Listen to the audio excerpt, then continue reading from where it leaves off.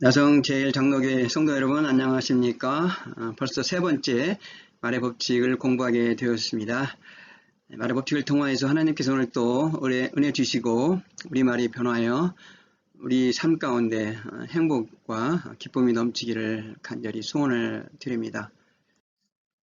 구호삼총 합창하도록 하겠습니다. 늘 여러분의 마음에 이 구호삼창은 말의 법칙의 주제인데 주제를 여러분 마음 가운데 깊이 간직하기를 원하는 마음으로 구호삼창을 하는 것입니다. 시작. 말이 바뀌면 인생이 바뀐다. 말이 바뀌면 인생이 바뀐다. 말이 바뀌면 인생이 바뀐다. 여러분의 말을 통하여서 인생이 바뀔 줄로 믿습니다. 기도하겠습니다. 하나님 감사합니다. 성경에서 말하는 말의 법칙을 우리들이 공부하게 여건을 만들어 주신 하나님을 찬양합니다. 이 말이 우리 축복의 통로가 되게 하여 주시옵소서. 우리의 말로 사람을 상처 주는 말, 불행하게 하는 말을 하지 않게 하시고 행복을 주는 말, 사람을 세워주는 말, 우리 입술에서 나오는 말이 축복을 선포하는 말이 되게 도와주시옵소서. 말은 영향력이 있고 권세가 있다는 것을 배웠습니다. 우리가 이 말의 법칙을 잘 배워서 축복을 만드는 말, 행복을 만드는 말, 기적을 만드는 말, 사랑을 만드는 말을 하는 자가 되게 하여 주시옵소서. 예수님의 이름으로 기도하옵나이다. 아멘. 아멘. 서로 축복하도록 하겠습니다. 히브리서 6장 14절 말씀 같이 이 말씀도 암송하면 좋다고 그랬죠. 제가 이 구절을 읽으면서 저는 여러분을 축복하고 여러분은 저를 축복하는 것입니다. 이 구절을 가지고 자녀들을 축복하면 좋다고 말을 했죠. 시작. 내가 반드시 너에게 복주고 복주며 너를 번성하게 하고 번성하게 하리라. 히브리서 6장 14절 말씀. 삶을 나누는 시간, 여러분께서 어떻게 삶에 적용했나 모르겠는데 지금은 우리에게 그 스마트폰이 있잖아요. 이 스마트폰을 가지고 자녀들과 한 번씩 통화할 때 그냥 말만 하지 마시고 축복의 말을 섞어서 여러분들 보내시기 바랍니다. 저도 한 주간 동안 자녀들에게 보낼 때 그냥 말이 아니라 그 말 가운데 축복을 한다는 또는 사랑한다는 말 또는 하나님이 너는 복을 받을 수밖에 없어 이런 단어를 섞어서 카톡을 보내면 참 좋을 것입니다. 그렇게 여러분께서 삶 가운데서 말의 법칙을 배우면 꼭 적용하며 살기를 바라겠습니다. 암송하기입니다. 지난주 우리가 배운 성경 구절 말씀이 민수기 14장 28절 암송 구절입니다. 매일 하루에 2번씩 암송하면 마치 돌에 새기듯이 새기게 돼요. 그냥 한 번만 읽으면 모래판에 새기는 구절이거든요. 금방 잊어버려요. 그래서 반복되지 않는 암송은 잊어버리기 때문에 반복하시기 바랍니다. 저도 제자훈련할 때 200구절을 암송을 했어요. 물론 그 중에서 잊어버린 것도 있지만 지금까지도 많은 것을 암송하고 있고 또 잊어버렸지만 또 금방 다시 암송할 수가 있어요. 다시 한번 보면. 자, 민수기 14장 28절 암송합니다. 너희 말이 내 귀에 들린 대로 내가 너희에게 행하리니. 물론 길기 때문에 어떤 때는 제가 중요한 포인트만 짧게 암송하라고 합니다. 자, 오늘은 말의 법칙 세 번째. 성경은 야고보서 3장 1절부터 6절입니다. 제목은 말은 우리 몸을 굴레 씌우는 능력이 있다. 또는 쉽게 말하면 말은 우리 몸을 지배하는 능력이 있다. 이제 그런 뜻이 되겠습니다. 들어가는 말 제가 읽겠습니다. 우리 몸에는 수많은 신경이 있다. 그런데 21세기의 뇌 속의 언어 중추 신경은 모든 신경계에 강력한 영향력을 미친다고 임상 실험을 한 결과가 나타났다. 곧 언어가 우리 몸을 지배한다는 원리다. 그런데 이 원리를 2000년 전에 벌써 발견한 박사가 있다. 그 박사는 우리가 하는 말이 우리의 몸을 지배한다는 언어 중추신경의 원리를 이미 알고 성경 야고보서에 기록하였다. 야고보는 성령의 감동을 받아 야고보서에 말을 하는 혀는 신체의 가장 작은 부분이지만 온몸을 굴레 씌울 수 있는 능력이 있다고 기록하였다. 사람의 몸은 말에 따라 움직인다. 이번 주 암송 구절입니다.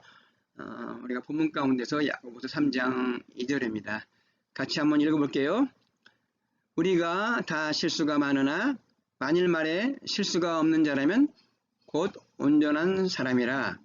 능히 온몸도 굴레 씌우리라. 능히 온몸도 굴레 씌우리라. 조금 길지만 여러분께서 한 주간 동안 이 말씀을 두 번씩 암송해 보시기 바라겠습니다.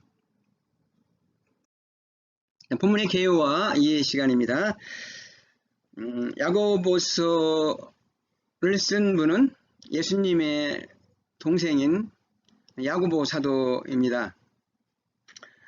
그는 믿음만이 아니라 행함에 대해서 가르쳤고 야고보 사도는 낙타무릎이라는 별명을 가지고 있습니다.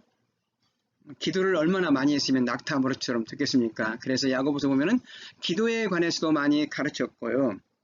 또한 야고보서는 말에 대해서도 많이 가르쳤습니다. 오늘 1절에 보면 그는 특별히 선생된 자가 말에 대해서 조심할 것을 가르쳤습니다. 교회의 중요한 직책 가운데 하나가 선생이죠. 목사는 가르치는 자로서 선생의 위치에 있다고 볼 수가 있습니다. 가르치는 선생의 위치는 대표적으로 목사이지만 넓게 생각하면은 장로, 권사, 안수 집사도 해당이 된다고 생각을 합니다. 학교에서는 교사가, 가정에서는 부모가 선생의 위치에 있습니다. 자, 혀를 많이 사용하는 선생의 위치에 있는 자는 실수가 생기기가 쉽다는 것입니다. 그래서 야고보 사도는 말을 많이 하는 선생은 실수가 많으니 함부로 선생 되지 말라고 합니다. 물론 이 말은 우리가 선생 되지 말라는 거기에 포커스가 아니라 우리가 말을 조심하라는 것을 가르친 것이죠. 여러분, 교회 공동체에서 다툼이 일어나는 것을 한번 보십시오. 혀를 억제하지 못하고 함부로 말하고 상처를 주는 말을 해서 평화가 깨지는 것을 우리가 볼 수 있지 않습니까?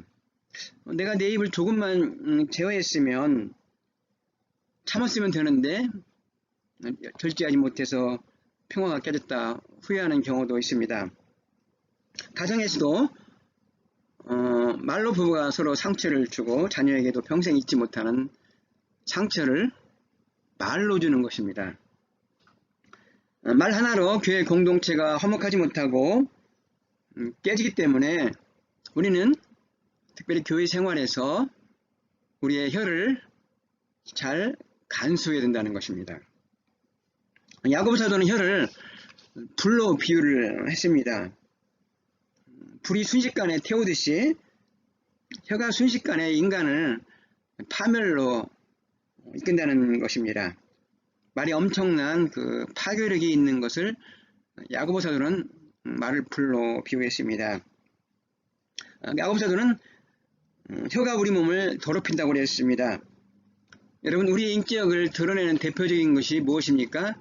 말입니다. 아무리 재산이 많고 학벌이 있고 명예가 있다 할지라도 가문이 있다 할지라도 그 사람 말이 깨끗하지 못하면 존경받지 못합니다. 말이 더러우면 인격도 더럽힌다는 것입니다. 또 야고보 사도는 혀가 삶의 수레바퀴를 불살른다 그랬습니다. 잘못하는 말이 삶을 파괴시킨다는 것입니다. 여러분, 막말 한 번 했다가 인생이 쫑났다는 그런 말을 들어보았을 것입니다. 잘 나가던 연예인이 혀 한번 잘못 놀려가지고 방송에서 하차하고 곤욕을 치르는 것을 보았을 것입니다. 근데 문제는 이 혀를 길들일 사람이 없다는 것입니다. 혀로 사람을 죽이는 말을 해도 우리가 그 혀를 길들이지 못한다는 것입니다.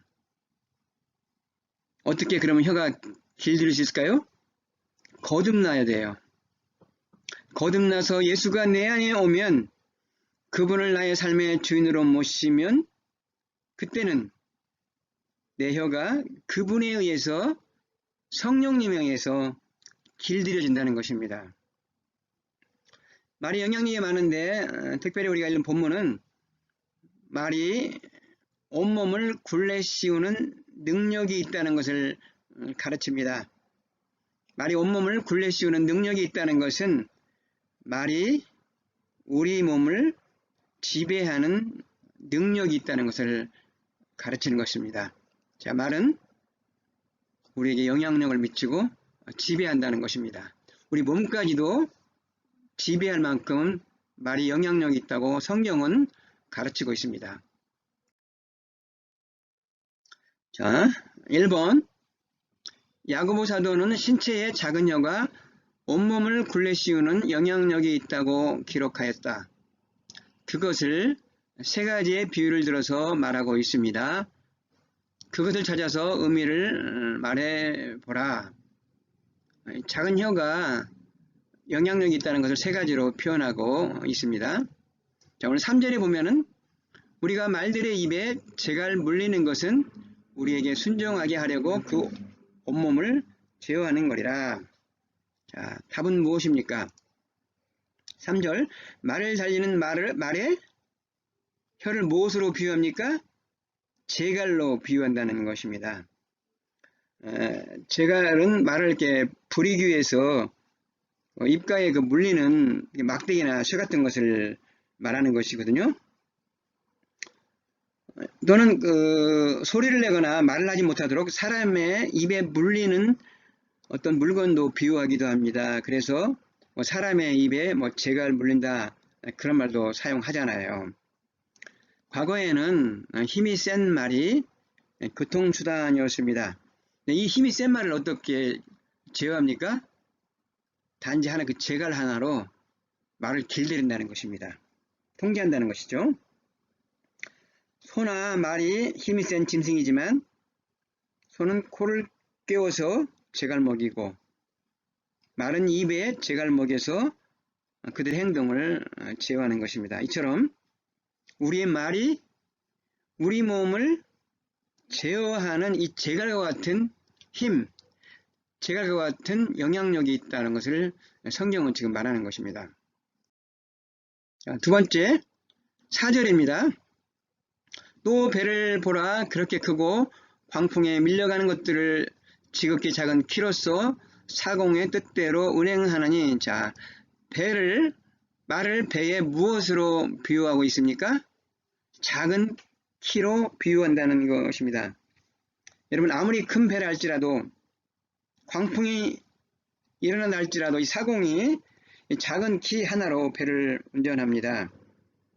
자, 배의 방향을 움직이고 통제하는 이 작은 키처럼 말이 사람의 행동을 통제하는 힘, 영향력이 있다고 성경은 가르치고 있습니다. 자, 그러면 5절, 이와 같이 작은 지체로 돼 큰 것을 자랑하도다. 보라, 얼마나 작은 불이 얼마나 많은 나무를 태우는가. 자, 5절 자 보면 말은 작은 무엇으로 지금 비유하고 있습니까? 말은 작은 불로 비유한다는 것입니다. 여러분, 작은 불 하나만 있어도 어떻게 됩니까? 온 산을 다 태워버릴 수 있을 만큼 그런 파괴력이 있잖아요. 이처럼 말을 하는 이 혀가 온몸도 다 태워버리는 불과 같은 엄청난 파괴력, 영향력이 있다는 것을 지금 야고보 사도는 가르치는 거예요. 우리 혀가 영향력이 있는 것을 무엇으로 비유했습니까? 첫 번째는 말의 재갈, 두 번째는 배의 키, 세 번째는 작은 불로 비유를 했습니다. 이번 문제 풀어보겠습니다. 잠언 기자는 말이 우리 몸을 굴레 씌우는 능력이 있다는 것을 잠언 6장 2절에서 어떻게 표현하고 있는가, 그리고 말이 우리를 굴레 씌우는 신뢰를 나누어 보자. 자, 잠언 6장 2절에 내 입의 말로 내가 무엇입니까? 얽혔으며, 얽혔다는 것은 내가 올무가 되었다는 말입니다. 올가미가 씌었다는 것입니다. 내 입의 말로 인하여 잡히게 되었느니라. 그 말 때문에 내가 꼼짝 못하게 되었다는 말입니다. 잠언 6장 2절 말씀은 어디서 나오냐면 1절에 나오는데, 6장 1절에 보증할 때 나온 말입니다. 고대 사회에서 보증할 때는 말로 했다고 그래요. 내가 보증을 서겠다고 하면 그때부터 내 말이 얽매이는 것입니다. 만일 돈을 빌린 사람이 갚지 아니하면 내가 갚아야 되는 것입니다. 자, 보증으로 약속한 말이 그 사람을 얽매고 그 사람을 속박하는 것입니다. 지금은 보증할 때 코사인 하잖아요. 부모가 자녀를 위해서 코사인 해주면 만일 자녀가 페이먼트를 못하면 부모가 페이먼트에 대해서 책임을 지겠다는 약속입니다. 잠언 6장 2절의 말씀은 말이 우리를 굴레 씌우니까 말을 신중히 하라는 것입니다. 말 함부로 하지 말라는 것입니다. 여러분, 정치인들 보십시오. 잘 나가던 사람이 과거의 한 말 때문에 청문회에서 과거의 말이 올무가 되어가지고 국무총리나 장관으로서 청문회를 통과하지 못하고 낙마하는 경우를 우리가 볼 수가 있잖아요. 법관도 그런 경우가 있을 거예요. 대법관도요. 우리가 한 말이 올가미가 되니 말을 조심하라는 것입니다. 여러분, 내가 하나님께 한 약속의 말이 나를 얽매일 수도 있어요. 예를 들어서 내가 하나님께 건축원금을 드리겠다고 작정하는 것은 내가 하나님께 한 약속이잖아요. 어떤 성도님이 자신의 재정 능력은 생각하지 않고 물론 믿음으로 생각했지만 과하게 건축원금을 작정했다고 그래요. 강단에서 목사님은 건축원금 작정은 하나님께 약속한 것이니 반드시 지키시기 바랍니다. 그렇게 설교를 했다고 그래요. 근데 이분은 자기 재정 능력이 되지 않으니까 이제는 건축원금을 드릴 수가 없게 됐어요. 그러다 보니까 건축원금을 작정하고 지키지 못한 것에 대해서 죄의식에 시달리게 되고 교회에 가기가 싫었다는 거예요. 그가 작정한 건축원금이 하나님께 드린다고 한 그 약속의 말이 그를 얽혔다는 것입니다. 잡히게 만드는 거예요. 그는 하나님께 약속한 것을 지키지 못하니까 죄의식 갖다가 결국 그 교회를 떠나겠다는 거예요. 왜 이런 일이 일어날까요? 성경을 잘 모르기 때문이에요. 물론 또 목사가 가르쳐야 되겠죠. 올무가 된 것을 풀어야 되는 것입니다.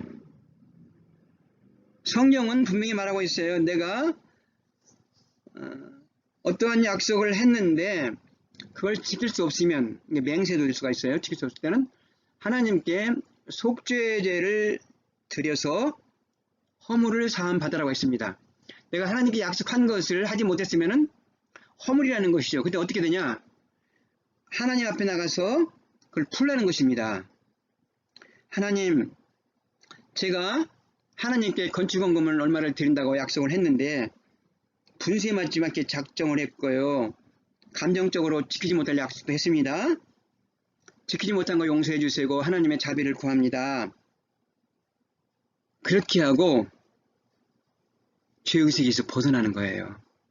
하나님이 그게 우리에게 말로 얽힌 것을 푸는 방법이라는 것입니다. 어, 약간 나이 드신 여자 전도사님인데 죄의식에 시달린 분이 계셨어요. 그녀는 처녀 때 나는 결혼하지 않고 주의 종으로 살겠다고 하나님께 헌신을 했어요. 그런데 어느 날 멋진 남자가 다가와서 그녀에게 청혼을 합니다. 그런데 그 여자 전도사님은 과거에 그가 하나님께 한 말, 자기 자신에게 또 나는 절대로 결혼하지 않을 거야. 나는 오로지 주의 종이 되겠다고 주변 사람에게도 말을 했거든요. 자신은 그 말을 했기 때문에 나는 결혼하지 않겠다고 말하는 거예요. 나는 하나님께 나는 결혼하지 않고 주의 종이 되겠다고 하는 헌신하기로 소원했습니다. 나는 결혼할 수가 없습니다. 근데 멋진 남자가 나타나서 계속해서 결혼하자고 프로포즈를 합니다. 결국 그 여자 전도사님은 그 남자와 결혼하게 됐어요. 그런데 이 여자 전도사님은 나쁜 일만 생기면 내가 하나님 앞에 결혼하지 않고 싱글로 살겠다고 약속을 했는데 지키지 못해서 이런 일이 있다고 죄의식을 갖게 된 거예요.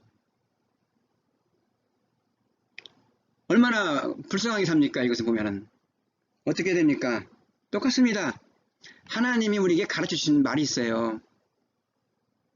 하나님 앞에 나가서 허물을 용서를 구하고 자비를 구하는 것입니다. 여러분, 예수 그리스도의 피는 용서하지 못하는 어떠한 죄가 없어요. 어떠한 죄도 예수 그리스도 피는 다 깨끗하게 할 수 있는 능력이 있기 때문입니다. 그러므로 내가 내 자신에게 얽매인 거 있으면 그걸 푸는 거예요. 하나님 앞에 나가서 내 허물을 구하고요. 자, 3번입니다. 언어 중추신경이 우리 몸을 지배한다. 그렇다면 여러분이 행복 또는 평안, 풍족, 건강, 감사하기를 원하는가? 그렇다면 어떻게 말해야 됩니까? 자, 보십시오. 무엇이 우리 몸을 지배한다고요? 많은 신경이 있는데 그 중에서 언어 중추신경이 있습니다. 언어신경이요. 언어신경이 다른 신경도 지배한다는 것입니다. 자, 사람의 몸은 말에 따라 움직입니다. 말은 우리 몸을 굴릴 수 있는 능력이 있기 때문에요. 언어 중추신경이 지배하는 것이죠. 자, 여러분이 행복하기를 원하십니까? 어떻게 됩니까?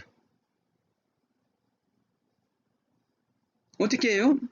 행복하다는 말로 나를 굴레를 씌워야 되지요. 아, 나는 행복해. 아, 나는 행복해. 반복하는 거예요. 선포하는 거예요. 나는 예수님의 은혜로 행복해. 그렇게 말하는 거, 선포하는 것입니다. 그러면 언어 중추신경은 명령합니다. 신경세포들아, 우리 몸의 주인님이 행복을 선포했다. 모든 신경세포들은 행복의 대열로 앞으로 나란히 이렇게 말하는 것, 명령을 내리는 것입니다.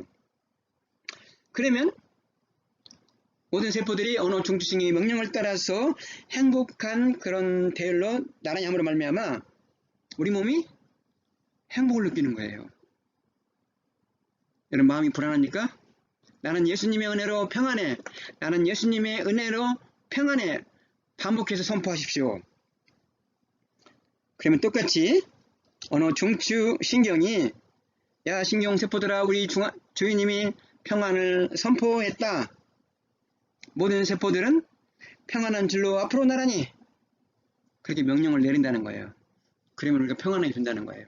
제가 말하는 거 아닙니다. 이거. 우리 크리스찬은 가난의식을 가지면 안 돼야 돼요. 풍족의식을 가져야 돼요. 어떻게 선포해야 됩니까? 지금 돈이 없지만 나는 풍족해. 나는 예수님의 은혜로 나는 풍족해. 그렇게 선포하십시오. 성경에 나와 있거든요. 빌립보서 4장 19절에 보면은 나의 하나님의 그리스도 예수 안에서 영광 가운데 그 풍성한 것을 나의 모든 쓸 것을 채우시리라 말씀했잖아요. 하나님 감사합니다. 나는 하나님의 말씀을 믿기 때문에 나는 풍족합니다. 하나님께 감사를 드립니다. 먼저 말로 선포하는 거예요. 중요하다는 사실입니다. 그런데 아, 나는 이렇게 지겨워. 내 몸 지치고 처져간다. 이렇게 나는 짜증나. 이렇게 말하면 어느 중추신경이 야, 신경세포들아, 우리 주인님이 나는 짜증난다, 나는 늘어져라 선포했다. 그럼 모든 신경세포들은 어떻게 돼요? 야, 모든 신경세포들아, 짜증나는 데일로 앞으로 나라니. 우리가 화가 나면 얼굴이 어떻게 돼요? 화난 모습으로 얼굴이 바뀌어지죠? 얼굴에 화난 모습이 드러나요. 왜요? 왜 그럽니까? 아, 화가 나, 분노가 치밀어. 그러면 우리 몸의 호르몬이, 몸이 짜증이 나도록 분비된다는 것입니다.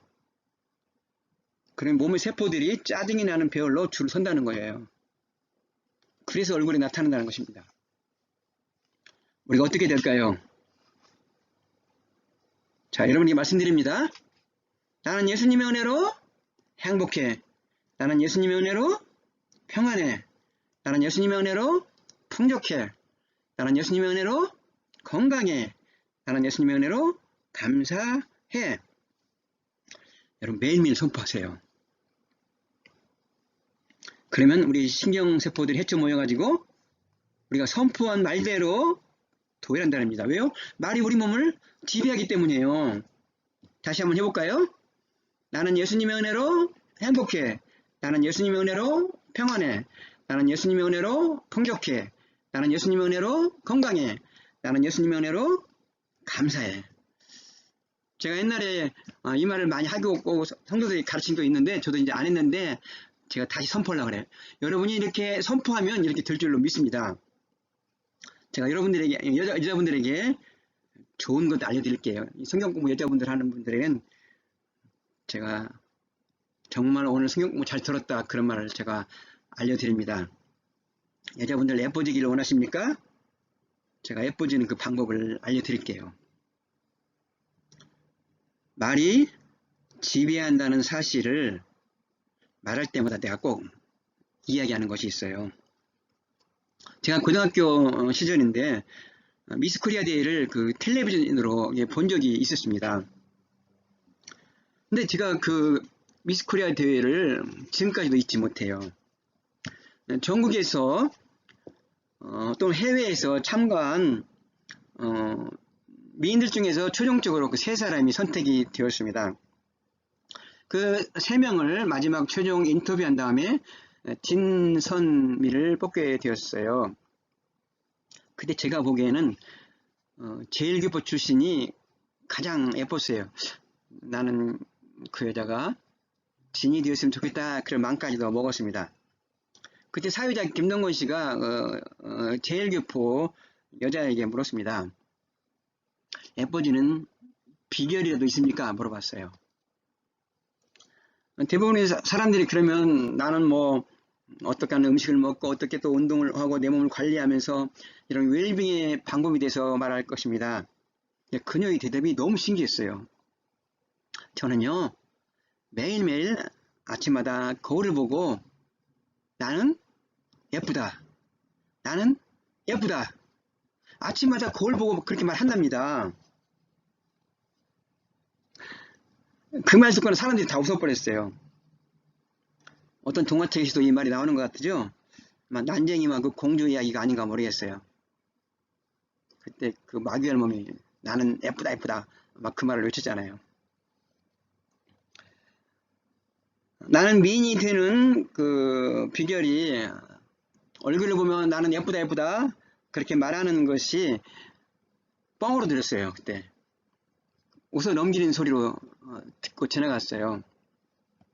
그런데 제가 목사가 되고 나서 야고보서를 통하여서 말에 대해서 공부를 하고 잠언을 통하여서 말에 대해서 공부를 하고 나서 그녀의 말이 사실이라는 것을 깨닫게 된 겁니다. 제가 거울을 보고 예쁘다 예쁘다 하면 정말 예뻐집니다. 여러분 왜요? 말은 우리 몸을 지배하는 능력이 있기 때문이에요. 선포한 그 말에 따라서 다른 신경들이 따라 움직이기 때문이에요. 여러분의 자녀들이 어릴 때 예뻐지기를 원하면 그렇게 가르치세요.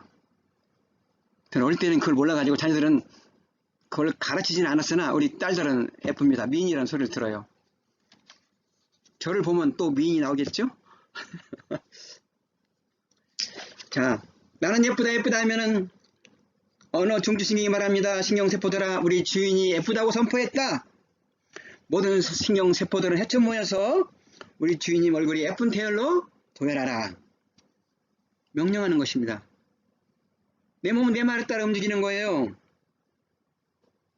여러분, 돈을 많이 들여서 얼굴에 칼을 대고 성형수술 할 필요가 없다니까요. 성형수술 하려면 돈 몇천 불, 몇만 불 들잖아요. 여자분들 가운데서 예쁘기를 좋아하지 않는 사람은 한 사람도 없잖아요. 해보시라고요, 한번. 내가 원하는 걸 한번 해보세요. 몸이 뚱뚱한 사람은 날씬한 모습을 바라보면서 어떻게 해야 됩니까? 나는 날씬해. 나는 예수님의 은혜로 날씬해. 여쭤보세요. 살 빠지나 안 빠지나. 다이어트 약도 좋지만 말로 해도 빠져요. 우리의 말에 따라 우리 신경세포들은 배열이 된다는 것입니다. 행복의 줄로 배열되기도 하고 낙심의 줄로 배열되기도 하고, 우리의 말이 축복을 하면은 행복이 말을 하면 거기에 따라서 세포들이 배열이 된다는 것입니다. 자, 말은 우리 몸을 지배하는 능력이기 때문에요. 우리 몸을 굴레씌우는 능력이 있기 때문이에요. 말이 우리 몸을 지배하기 때문에, 그래서 우리가 말을 행복한 말, 축복의 말, 건강한 말, 긍정적인 말을 선포해야 되는 것입니다. 이제 4번입니다.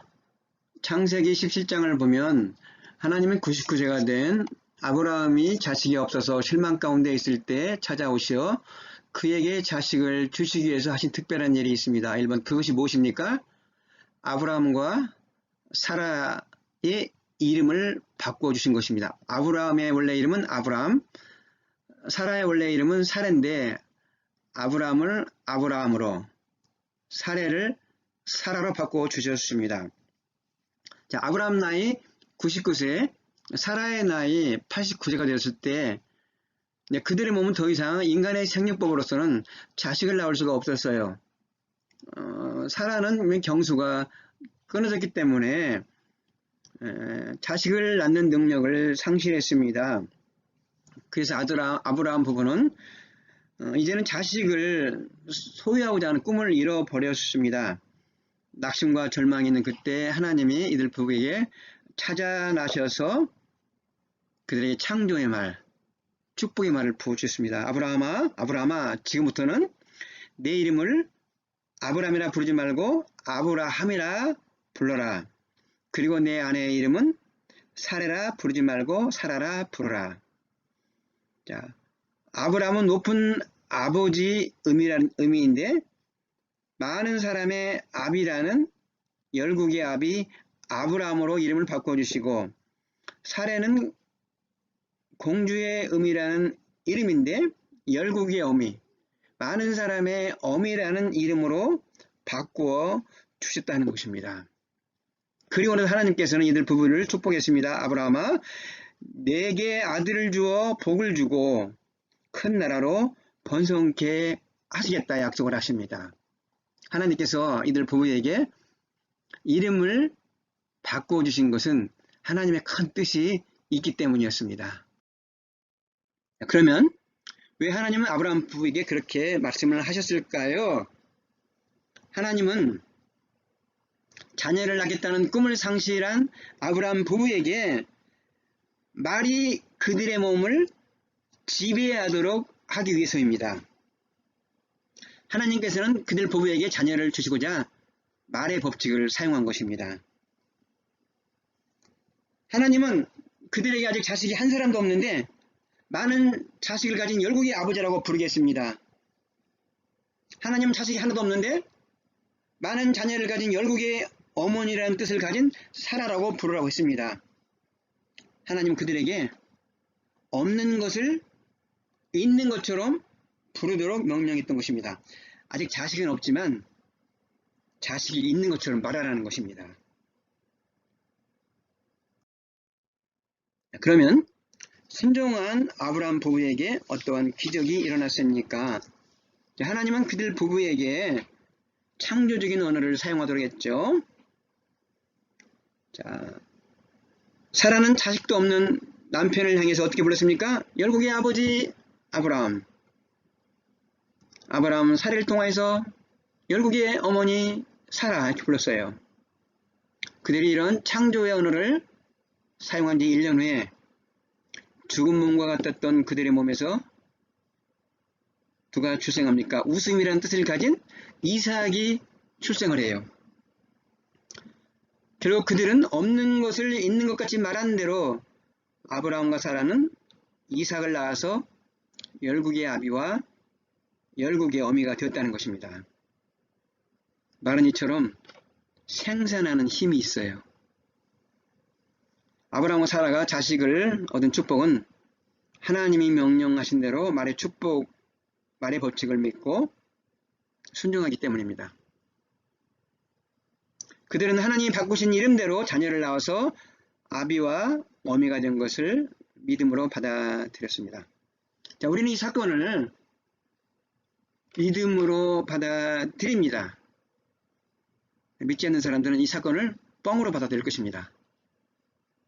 보세요. 5번. 아브라함 부부는 창조의 언어를 사용한 1년 후에 죽은 몸과 같은 그들의 몸에서 웃음이란 뜻을 지닌 아들 이삭을 낳게 되었다. 여러분의 이삭이 무엇인가? 우리의 삶에 웃음을 원하면 어떻게 해야 하는가? 자, 웃음은 우리의 간절한 소원이에요. 아브라함의 웃음은 이삭을 갖는 것이었습니다. 그들은 어떻게 했어요? 갖지 아니했으나 가진 것처럼 선포했다는 거예요. 여러분, 웃음을 원하면, 나의 웃음이 소원이에요. 웃음을 원하면 없는 것을 있는 것처럼 선포하는 것입니다. 아직은 없지만 믿음으로 있는 것 같이 말하는 것입니다. 자녀가 없으면 자녀가 있는 것 같이 말하는 거예요. 어떤 직장을 갖기를 소원한다면 직장을 가진 것처럼 믿음으로 선포하는 것입니다. 어떤 비즈니스를 원하면 마치 비즈니스를 내가 가진 것처럼 선포하는 것입니다. 어느 대학에 들어가기를 원합니까? 마치 내가 그 대학에 들어간 것처럼 말을 하는 것입니다. 그러면 때가 되면은 웃음을 얻게 될 것입니다. 자, 6번 사도 바울은 창세기 7장의 사건을 가지고 우리가 믿는 하나님은 어떤 하나님이라고 우리에게 가르쳐 주었는가? 자, 로마서 4장 17절 말씀을 같이 한번 읽어볼까요? 그가 믿은 바 하나님은 죽은 자를 살리시며 없는 것을 있는 것으로 부르시는 이시니라. 로마서 4장 17절 말씀. 자, 사도 바울은 이 사건을 가지고 창세기 17장의 사건을 가지고 우리가 믿는 하나님은 어떤 하나님이냐? 없는 것을 있는 것 같이 부르는 하나님이라 그렇게 말을 했습니다. 여러분, 우리 하나님은 그의 자녀를 축복하기 위해서 없는 것을 있는 것으로 부르시는 분이십니다. 없는 것을 먼저 소유하려면 어떻게 해야 돼요? 먼저 말로 소유하는 것입니다. 내가 건강하지 못하면 먼저 어떻게 해야 됩니까? 말로 나는 건강해, 나는 튼튼해 매일 고백하는 것입니다. 예수님이 첫째 교회 마지막으로 말미암아 나는 나음을 얻었다. 계속해서 선포를 하는 것입니다. 마음이 평안하지 못하면 나는 예수님의 은혜로 나는 평안해 이렇게 선포하는 것입니다. 없는 것을 있는 것으로 부르시는 것입니다. 믿음으로. 히브리서 11장 1절 같이 한번 읽어볼까요? 믿음은 바라는 것들의 실상이요 보이지 않는 것들의 증거니. 나중에 자세히 말하겠고요. 히브리서 11장은 믿음장인데 1절은 믿음에 대해서 말하고 있어요. 믿음은 바라는 것들의 실상이다. 자, 믿음은 바라는 것은 소원입니다. 소원은 실상, 실제 모습으로 바라보는 것이 믿음이라는 거예요. 내가 어떤 소원이 있는데 그 소원은 아직 이루어지지 않았지만 믿음 안에서 실제 이루어진 모습으로 바라보는 것이 믿음이라는 것입니다. 그러므로 믿음의 법칙은 말의 법칙과도 각각 같은데 미리 믿음으로 이루어진 것처럼 말하는 것입니다. 아브라함을 아브라함으로 사례를 사라로 부른 것은 아들을 원하는 그 소원을 실제 모습으로 바라는 것입니다. 그들은 웃음이라는 아들 이삭을 가졌던 것입니다. 자, 우리 몸을 굴레 씌우는 영향력의 위치에 있는 자는 누구인가? 그런 위치에서는 어떤 말을 해야 된다고 여러분은 생각하는가 한번 나누어 보자. 자, 여러분 다른 사람에게 영향력을 미치는 위치에 있는 사람이 많이 있죠. 대표적으로서는 부모예요. 부모. 그래서 부모의 말이 굉장히 중요하다는 사실입니다. 왜냐하면 부모가 자녀에게 영향력은 굉장히 절대적으로 미치기 때문에요. 그래서 부모는 자녀에게 하는 말이 굉장히 중요합니다. 부정적인 말로 자녀에게 굴레를 씌우지 마십시오. 긍정적인 말로 축복하십시오. 우리 아이는 하나님을 위해서 귀한 일을 할 것이야. 너는 하나님의 자녀야. 너는 형통의 은혜를 입을 거야. 시간과 장소가 내 편이 들 거야. 그런 말을 해야 돼요. 에이, 우리 아들은 습기가 없어. 어디 가서 잘 적응을 못해. 장래에 어떻게 될까 걱정뿐이야. 내가 하는 꼬라지를 보니 정말 앞길이 뻔하다. 또 하는 짓을 보니 싹수가 노랗구나. 이런 부정적인 말, 파괴적인 말을 하면 그 말이 굴레 씌운다는 거예요. 자녀들에게. 어떻게 우리 자녀들에게 창조적이고 긍정적인 말로 굴레를 씌워줘야 될까요? 너는 하나님의 자녀야. 너는 무엇을 하든지 성공하게 될 거야. 너는 하나님이 복을 줄 수밖에 없는 사람이야. 너는 하나님의 자녀이니까 너는 하는 짓마다 싹수가 팔았다. 이렇게 말을 해야 된다는 거예요. 말 한마디가 인생을 바꾸기 때문입니다. 또 교사가 굉장히 학생들의 영향력을 미치니까 교사의 말이 굉장히 중요합니다. 조셉 스테일 목사가 혀를 다스리는 그 책을 썼는데 그분이 그 책에서 말이 우리 몸을 지배한다는 사실을 자신의 경험담을 가지고 말을 했어요. 그가 고등학교 시절에 학교에서 매년 오페라를 발표하는 행사가 있었는데 나는 뭐 그런 재능이 없어서 오페라 무대에 서는 것은 어울리지 않는다고 그랬어요. 그런데 음악을 가르치는 그 윌슨 흑인 선생님이 조셉, 너 한번 흑인 한여 역을 해보지 않겠니? 조셉은 그 탐나는 얘기 아니지만 그 오페라에서 세 곡을 독창하는 역할을 했어요. 요셉은 평범한 수준이었으나 오페라가 끝난 다음에 선생님께서는 조셉, 너는 정말 훌륭해. 너는 정말 완벽하게 그 역할을 잘 소화했다. 그렇게 말을 했어요. 해마다 이제 그의 오페라를 발표하는데 그 다음에 시기가 왔는데 윌슨 선생님은 다른 학교로 전근을 가고 이제는 학벌도 좋고 뛰어난 목소리를 가지고 음악적인 이론을 가진 선생님이 다시 오셨습니다. 오페라 예비 심사가 시작될 때 조셉은 지난해에 오페라 역할을 잘했기 때문에 자신이 선발되리라는 그런 자신감을 가지고 오디션을 받았습니다. 오디션이 끝났을 때 선생님이 조셉에게 이런 말을 해요. 누가 너보고 노래에 소질이 있다고 그러니? 면박을 줘버린 것입니다. 너 같은 애가 어떻게 지난해 오페라에 노래를 하는 역할을 맡았냐?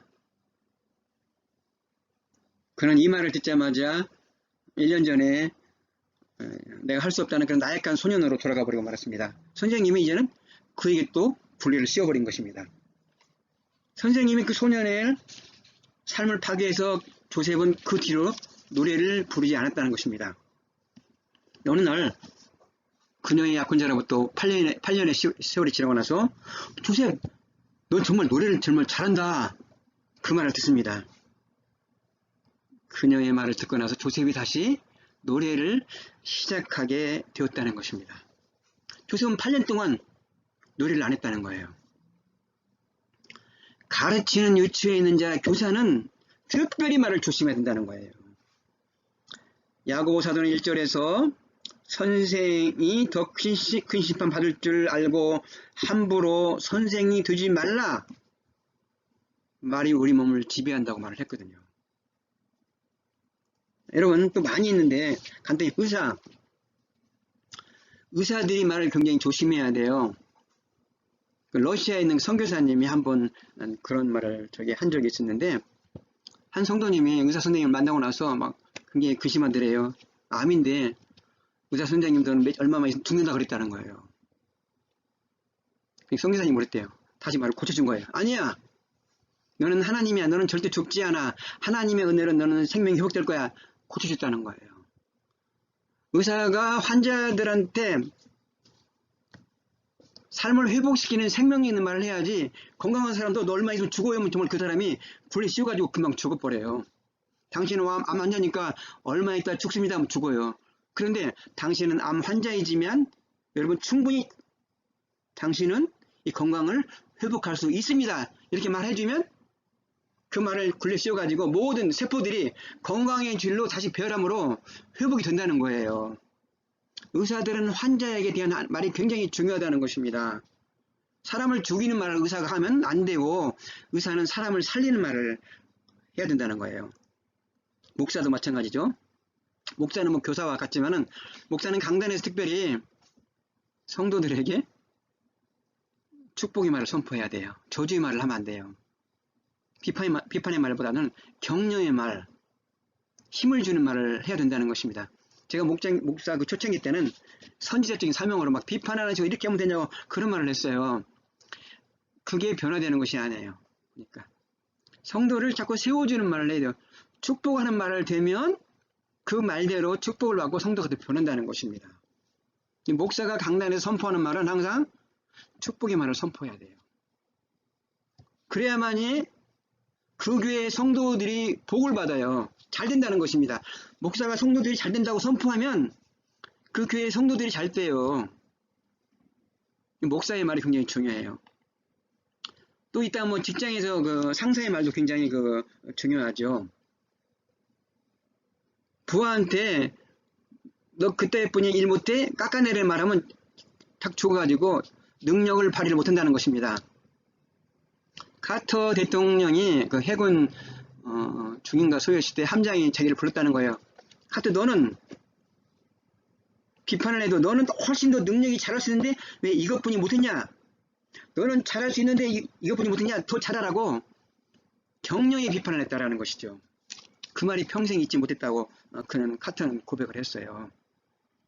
상사는 부하들에게 잘한다고 격려의 말, 칭찬의 말을 줄 때 일을 더 잘할 수가 있는 것입니다.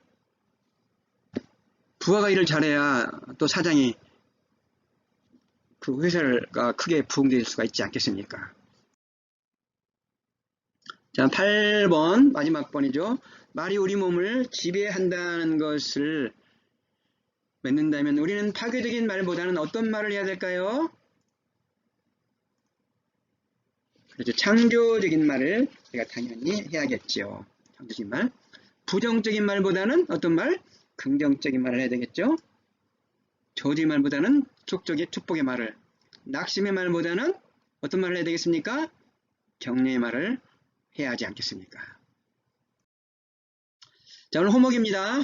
매일 암송 구절 외우기 2번 이상입니다. 야고보서 3장 2절. 여기가 좀 어렵지만 반복해서 외우시고요. 고백하기 하루 2번 이상 고백하세요. 나는 예수님의 은혜로 행복해. 나는 예수님의 은혜로 평안해. 풍족해. 건강해. 감사해. 고백하시고요. 배운 말씀으로 한 주간 동안 삶에서 이 말의 법칙을 적용하시기를 바라겠습니다.